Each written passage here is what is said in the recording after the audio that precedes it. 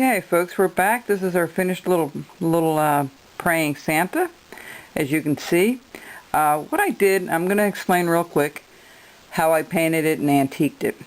I'm going to have a segment at the end of the DVD to show you the antiquing that I do, so that you have it. I know some videos I put it on, some I didn't. This one I will definitely do that, so you'll understand it. So that's on the next segment. If you keep watching the video, you'll see that. But what I did is I used a paint stick, which has been really helpful. All it is a dowel with a nail in it that I use to paint oftentimes, so I don't have to handle my piece. You can tell I have blue all over me here. But this is one of the things that I've done, and it's worked out really well. So if you use a paint stick, it comes in real handy. You can make them yourself. All you do is nail a little hole in there, and then if you have a little grinder, you can just kind of grind it to a point, and you have yourself a paint stick. Okay, so that's one way of doing it. I don't know if you can see the eyes here. If I can show you what they look like. That's what it looks like when he's looking upward. Okay, and the boots and everything else. Okay, so what we did was I used red and a little bit of burnt umber mixed with the red to tone it down the red a little bit. I don't want a bright red when I paint. And then I used flesh color for the cheeks, a little dash of pink for the highlights on the cheek and the lips, a little bit of gray with black and white mixed in for the mouth to give it some depth, so it looks like it's a hole there. And same thing with the hands. I use a flesh color.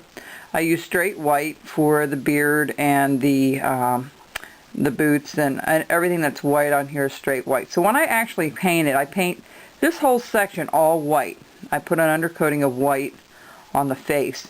Then I go back with the flesh color, and then with the highlights of the pink. Now, it's really important to understand when you paint, you want to make sure, because our acrylics dry so quickly, if you need to mix it, make sure that you have a little bit of water to keep it wet, alright, as you're mixing or trying to blend colors together. The other thing is I ended up, I see there's a couple of spots there I've got to take care of here.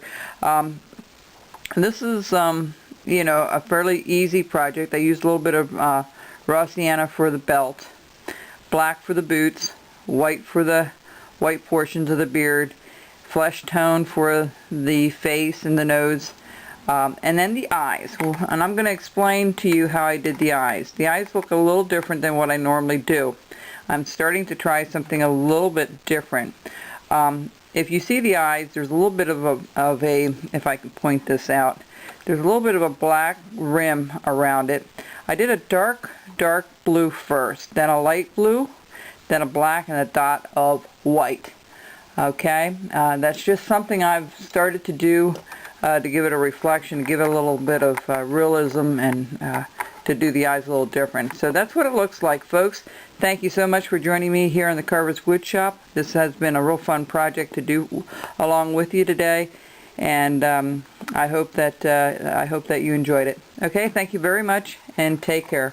Happy carving, everyone. Bye-bye.